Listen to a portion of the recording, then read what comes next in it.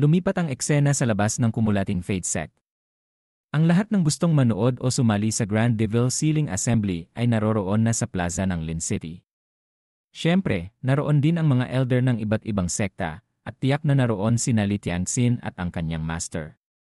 Hindi lang yan, naroon din si Wang Feng, ang multi-level marketer, kasama ang kanyang malaking korporasyon. Sa isang mataas na plataporma, may isang upuang gawa sa kahoy, ngunit walang nakaupo roon. Nagtataka si Wang Feng at itinuro ang upuan. Elder Kangling, sino ba talaga ang mamumuno sa Grand Devil Sealing Assembly na ito? Sa isip ni Elder Kangling, sumagi ang imahe ng isang malakas na figura at seryoso niyang sagot, si General Chen Lai. Kilala siya sa buong mundo bilang war god ng imperyo. Ang kanyang cultivation level ay umabot na sa peak profound origin realm. Siya ang namumuno sa buong hukbo ng imperyo. Namamangha si Wang Feng sa narinig, ganoon ba kahalaga kay Emperor Ryu ang Grand Devil Sealing Assembly? Kailangan pa talagang magpadala ng eksperto sa Peak Profound Origin Realm para lang mamuno sa assembly. Habang nag-iisip, narinig ni Wang Feng ang nakakainis na tawa ni Xuanxia, ang dakilang demonyo, sa likuran niya. Hindi niya ito pinansin. Hindi naman alintana ni Xuanxia ang iba, at tumatawa lang siya na parang baliw. Hahaha! Natatakot si Emperor Ryu na baka sirain ko ang selyo, kaya nagpadala siya ng malakas na tao para pangunahan ang kompetisyon. Takot na takot siya sa akin, kaya niya ginawa ang mga to.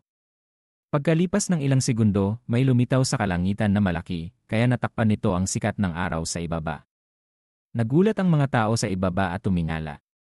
Isang malaking barkong panghimpapawid ang nakita nila, na may nakaukit na mukha ng isang nilalang sa unahan ng barko, na mukhang high-end at makapangyarihan. Sa unahan ng barko, may dalawang taong nakatayo. Ang nakasuot ng pulang armor sa likuran ay si General Chen Li, ang dakilang general ng Imperyo Ryu.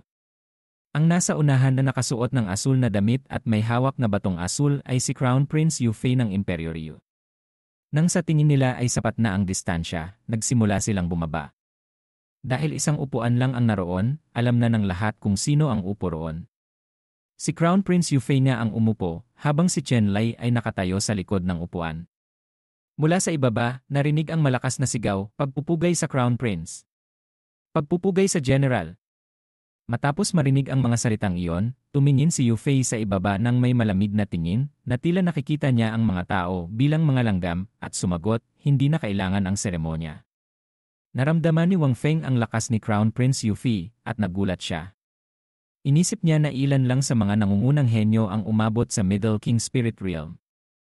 Hindi niya akalain na ang Crown Prince ng Imperyo ay nasa Late King Spirit Realm na. Bumalik kay Chen Li, malakas niyang ibinagsak ang kanyang espada sa plataporma, pagkatapos ay hinawakan ang hawakan ng espada gamit ang dalawang kamay, at nagpanggap na cool, at malakas na inanunsyo ang mga patakaran ng assembly. Sa Grand Devil Sealing Assembly na ito, walang limitasyon. Ang mananalo ay ang makakapatay ng pinakamaraming demonic creature sa kompetisyon. Nang marinig ito, nagulat at nagbulungan ang mga tao.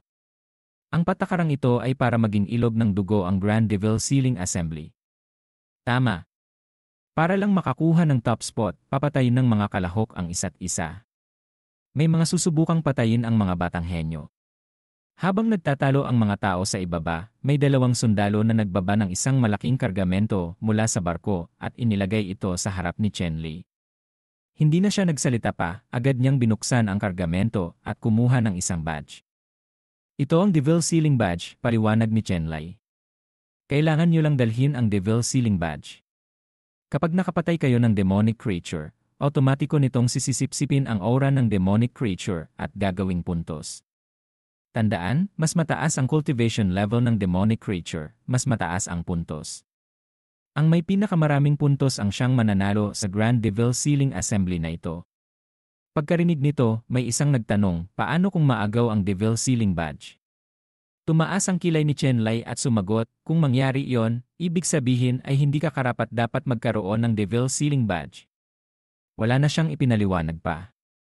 Ginamit niya ang kanyang spiritual power para itapon ang mga Devil Sealing Badge sa mga tao sa ibaba, at malakas na sumigaw, mga henyong hindi natatakot sa malupit na patakaran, halina't kunin ang Devil Sealing Badge para sa inyong sarili.